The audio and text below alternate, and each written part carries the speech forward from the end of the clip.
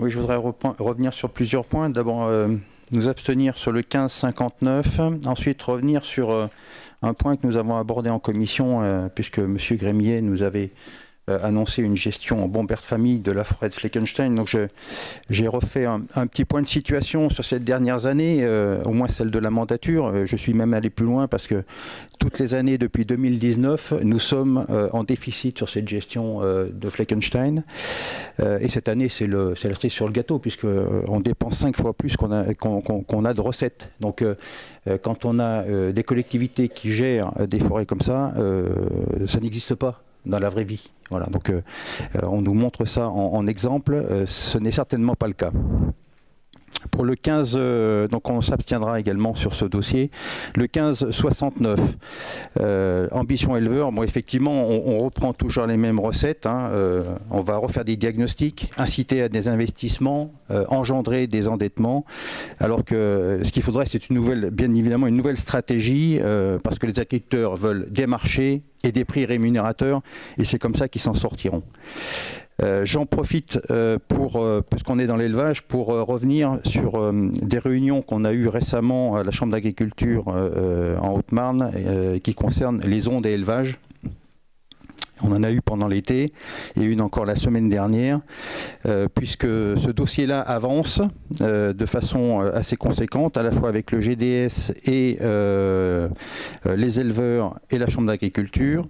Il y a un gros travail de collecte de données informatiques et de données sur les élevages qui sont réalisés par la Chambre d'agriculture.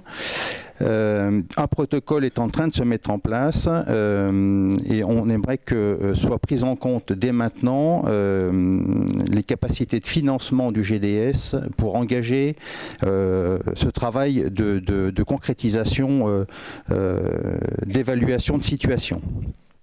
Je rappelle que par rapport à ces affaires d'ondes et d'élevage, plusieurs régions, je prends le cas de la Normandie par exemple, qui intervient dans ce domaine-là. Un département comme la Sarthe par exemple, la préfecture fait un état des lieux, un état zéro dans un périmètre d'implantation des éoliennes. Donc il y a quand même un problème qui se pose. Il est temps que la région s'engage résolument, ne serait-ce que par les financements auprès des instances. Concernant les lycées, les 1575 et 1577, alors bien évidemment, les meilleurs équipements doivent être fournis à nos élèves pour qu'ils soient formés dans le cadre agricole. Cependant, on peut quand même s'étonner des dépenses, encore une fois, qui sont bien au-delà des estimations de départ. Et c'est quand même surprenant qu'on n'arrive pas à avoir des évaluations au départ qui correspondent aux investissements finaux. Enfin, je voulais terminer sur la filière équine, puisque c'est bien d'investir sur les hippodromes.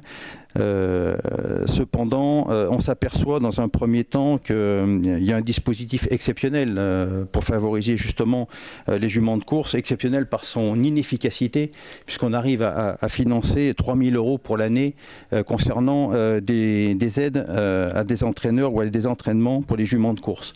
Donc je pense que dans ce domaine-là, il y a beaucoup de choses à faire. La filière équine n'est absolument pas suffisamment aidée pour son développement. Alors il n'y a pas que le haras de Rosières-aux-Salines. Je pense que des fonds doivent être débloqués, puisqu'on s'aperçoit dans le cadre de la filière équine, il y a 18 porteurs de projets qui sont aidés, 28 sont écartés, non pas parce qu'ils ne sont pas éligibles, ils sont bien éligibles, c'est qu'il n'y a pas les financements pour les accompagner. Donc la priorité, c'est quand même les structures qui irriguent nos territoires et non pas simplement le pôle hippique de Rosières-aux-Salines. Donc je pense que des fonds doivent être débloqués. Et on attend que ces 28 porteurs de projets soient aidés dans ce cadre-là. Voilà ce qu'on avait à dire sur ces dossiers agriculture.